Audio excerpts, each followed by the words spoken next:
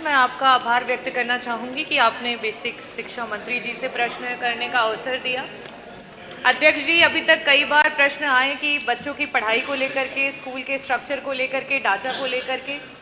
मेरा प्रश्न डायरेक्ट शिक्षकों से जुड़ा हुआ है कि शिक्षकों को आज के डिजिटलाइज्ड वर्ल्ड में, आज के आधुनिक समय में क्या विभाग के द्वारा कोई इस तरीके की ट्रेनिंग दी जा रही है जिससे वो हमारे बच्चों को निपुण कर सके। आज की जिस तरीके से फास्ट फॉरवर्ड की लाइफ चल रही है, कंप्यूटर का हर जगह उपयोग हो रहा है, जिस तरीके से ऐप्स बनाए जा रहे हैं, कोडिंग की जा रही है, उस हिसाब से हमारे टीचर्स को किस प्रकार की ट्रेनिंग दी जा रही है। अध्यक्ष जी, मैं कहना चाहूंगी कि सदन में अंग्रेजी पे भाषण देने की तो लड़ाई है, लेकिन वही जब बच्चों को अंग्रेजी सिखाने की बात है तो उस पर मनाही है। अजीब दोहरा चरित्र है ये सरकार का। मंत्री जी, मेरा पहला विधानसभा में जो कुछ करता हूँ मैं करता हूँ, अध्यक्ष करते हैं। विधानसभा में क्या लागू किया उसके ऊपर आप अध्यक्ष जी, बच्चे और साथ ही विधानसभा के ऊपर नहीं, बाकी आप दूसरी बात जी, मैंने सरकार पे ये टिप्पणी आप नहीं बोले, मेरा काम विधानसभा पे की है। अध्यक्ष जी, मेरी टिप्पणी सरकार के लिए है क्योंकि जो बच्चे हैं उनको इंग्लिश मीडियम के शिक्षा का अधिकार है और कहीं ना कहीं उसे विभाग और सरकार के द्वारा छीना जा रहा है।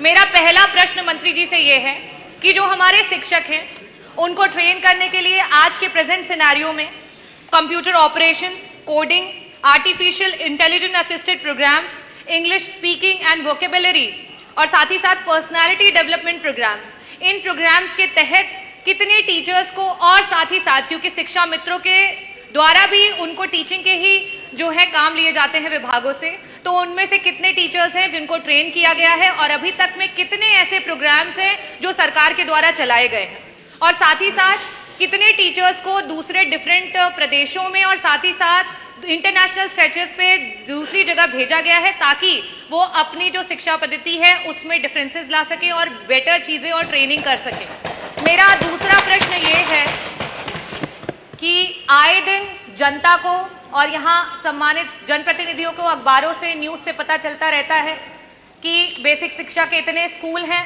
जिनको सरकार बंद करने के लिए सोच रही है। इतने आए दिन बच्चे हैं जो स्कूलों से कम होते चले जा रहे हैं और आए दिन ऐसी स्थितियां उत्पन्न हो रही हैं कि कई सारे ऐसे स्कूल हैं जो सिर्फ और सिर्फ शिक्षा मित्र चला रहे हैं, वहां पे टीचर्स भी नहीं। ऐसी स्थिति में हमारे प्रदेश में 1,60,000 शिक्षा मित्र हैं और उन शिक्षा मित्रों में से 50% ऐसे शिक्षा मित्र हैं जो टेट और सीटेट पास हैं। बहुत सारे ऐसे प्रदेश हैं जहां पे इनका समायोजन हो रखा है।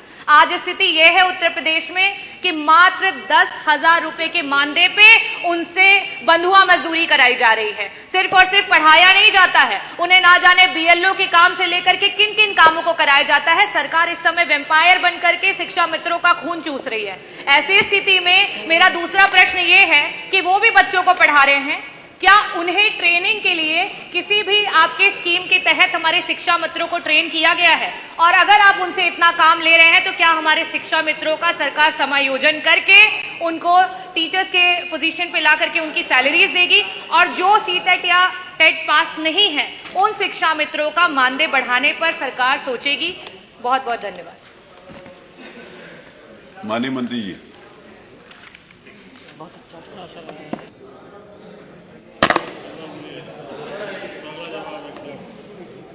माननीय अध्यक्ष महोदय, माननीय सदस्य ने उत्तर प्रदेश में जो डिजिटल लर्निंग की ओर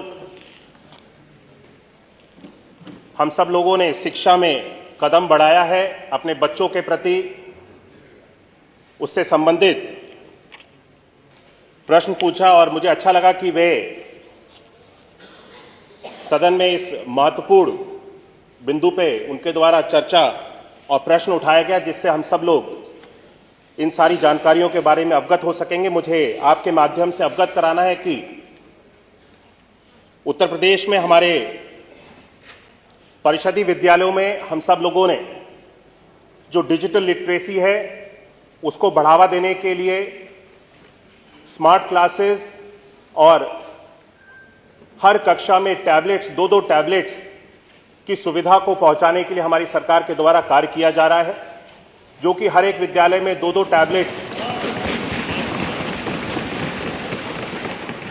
पहुंचाए जा चुके हैं और स्मार्ट क्लासेस प्राइमरी और अपर प्राइमरी दोनों विद्यालयों में पहुंचाए जाने का 100% संतृप्त करने की जो कार्रवाई है वो गतिमान है।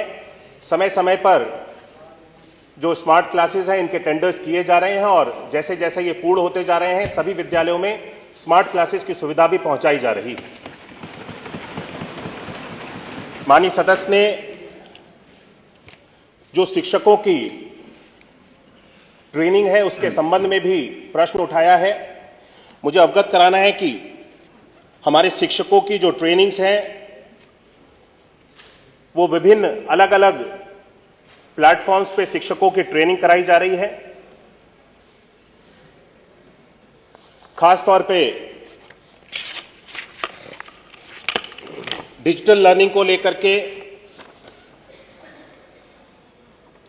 हम सब लोगों ने हमारे सभी 880 विकास खंडों में आईसीटी लैब की स्थापना की है,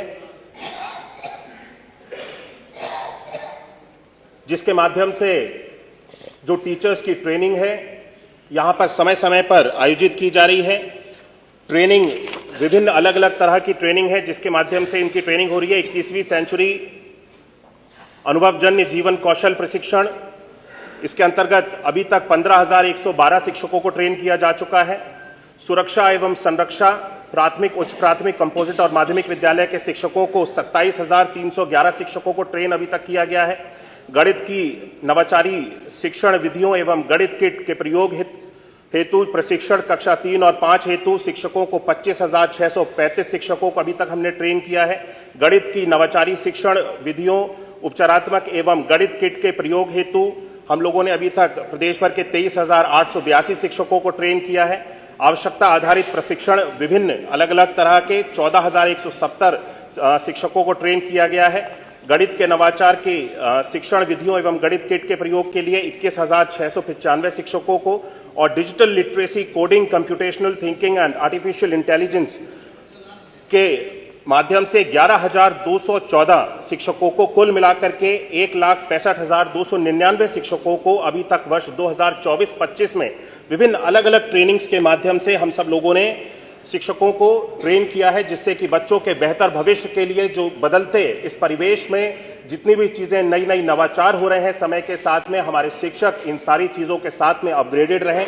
और यही नहीं, हमने अपने बच्चों के लिए जो स्मार्ट क्लासेस की सुविधा है उसमें कक्षा 1 से लेकर के 8 तक के समस्त विषयों के पाठ्यक्रम के अनुसार कंटेंट भी उपलब्ध कराए गए। राज्य शैक्षिक अनुसंधान एवं प्रशिक्षण परिषद उत्तर प्रदेश के पाठ्यक्रम के अनुरूप इन सब लोगों को डिजिटल कंटेंट्स हमारे सभी बच्चों को प्रोवाइड कराए गए हैं।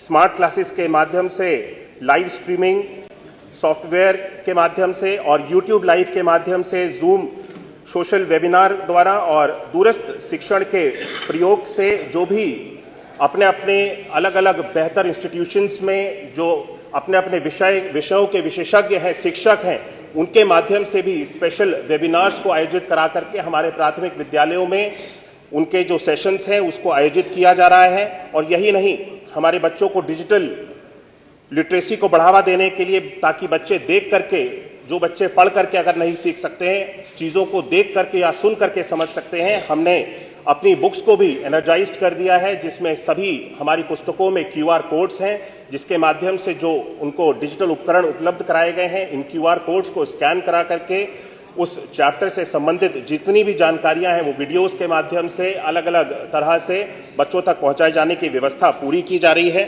माननीय सदस्य ने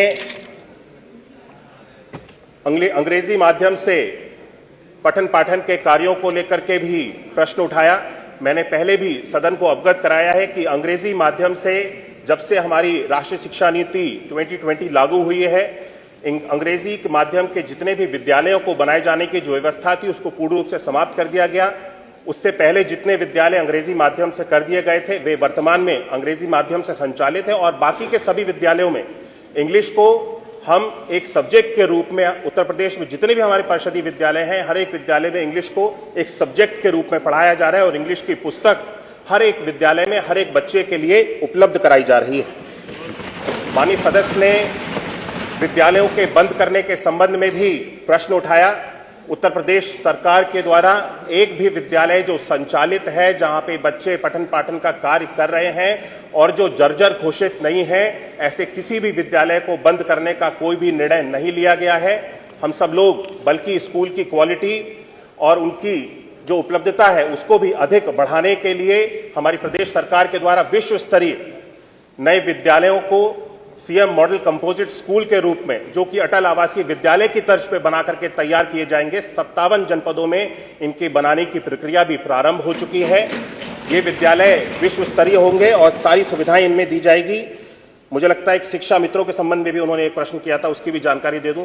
शिक्षा मित्रों के संबंध में हम शिक्षा मित्रों से जितना भी कार्य ले रहे हैं, शिक्षा मित्रों की जो भी योग्यता है उसके आधार पे हम उनसे कार्य ले रहे हैं और शिक्षा मित्र अपना भरपूर जितना प्रयास कर सकते हैं बच्चों के पठन पाठन में सहयोग करने के लिए, उसका कार्य भी कर रहे हैं। और शिक्षकों की उपलब्धता को लेकर के भी उन्होंने प्रश्न किया था। मैं बताना चाहता हूं कि हमारे पास पर्याप्त शिक्षक हैं, लेकिन कुछ विद्यालय ऐसे अवश्य हो सकते हैं जहां पे छात्र ज्यादा हैं, शिक्षक कम है, क्योंकि छात्र और शिक्षक का जो अनुपात है वो तो बराबर है, लेकिन रेशियो जितने विद्यालयों में शिक्षक होने चाहिए वो शिक्षक के समायोजन की प्रक्रिया हम सब लोगों ने सरकार के द्वारा प्रारंभ की गई थी, लेकिन शिक्षक के समायोजन की प्रक्रिया को प्रारंभ होते ही उसको माननीय न्यायालय के समक्ष रख दिया गया और वो प्रक्रिया अभी रुकी हुई है। जैसे ही वो प्रक्रिया पूर्ण हो जाएगी, ऐसा उत्तर प्रदेश में कोई भी विद्यालय नहीं होगा जहां पे छात्रों का और शिक्षकों का उस विद्यालय में जो अनुपात है वो पूर्ण न हो। धन्यवाद। डॉक्टर अग्नि। अध्यक्ष जी, ना मैं कुछ सवाल नहीं पूछ रहा, मेरा अध्यक्ष जी एक अनुरोध है, मतलब क्या है, सवाल हो या जवाब हो, अगर एक उसकी समय सीमा तय कर दें सर, तो उससे बहुत नहीं, भाई जी आपके लिए नहीं बोल रहा मैं कोई भी सीमा तय कर देंगे तो बहुत सारे सवाल आ जाएंगे, बड़ी मुश्किल से लोगों के सवाल लगते हैं। आपका कौन से नंबर पर है? मेरा नहीं सर, मेरा कोई नहीं है। आप पूछो।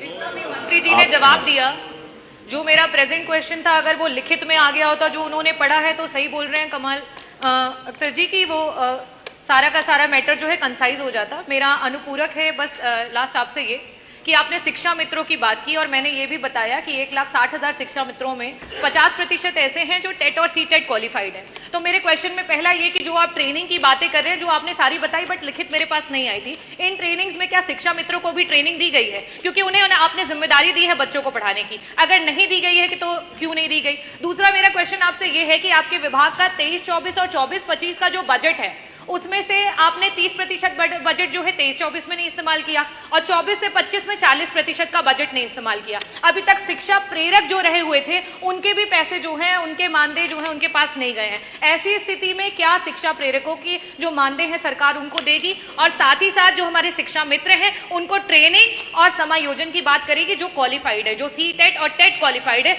उनको क्या समायोजन की बात करेगी? धन्यवाद। माननीय सदस्य ने जो ट्रेनिंग के संबंध में प्रश्न किया है, इस समय इससे संबंधित मुझे आपको अवगत कराना है। माननीय सदस्य को ट्रेनिंग के जो कार्यक्रम है वो अपर प्राइमरी के जो बच्चे हैं 6 से लेकर के 8 तक डिजिटल लिटरेसी को लेकर के और कंप्यूटेशनल थिंकिंग और आर्टिफिशियल इंटेलिजेंस को लेकर के 6 से 8 तक के बच्चों को ही इन सारी सुविधाओं से जोड़ा जाता है, क्योंकि बच्चे छोटे बच्चे इन सारी चीज़ों को उनको समझ नहीं होती है। इस संबंध में आप बताइए मंत्री। शिक्षा मित्रों के द्वारा पठन पाठन का जो कार्य है वो कक्षा 5 तक के छात्रों को कराया जाता है और कक्षा 6 से लेकर के 8 तक के पठन पाठन का जो कार्य है वो उसमें अनुदेशकों के माध्यम से पठन पाठन का कार्य कराया जाता है। तो अनुदेशकों की और टीचर्स की दोनों की ट्रेनिंग इन सारी डिजिटल लिटरेसी को लेकर के हमारे विभाग के द्वारा कराई जा रही है। संख्या 4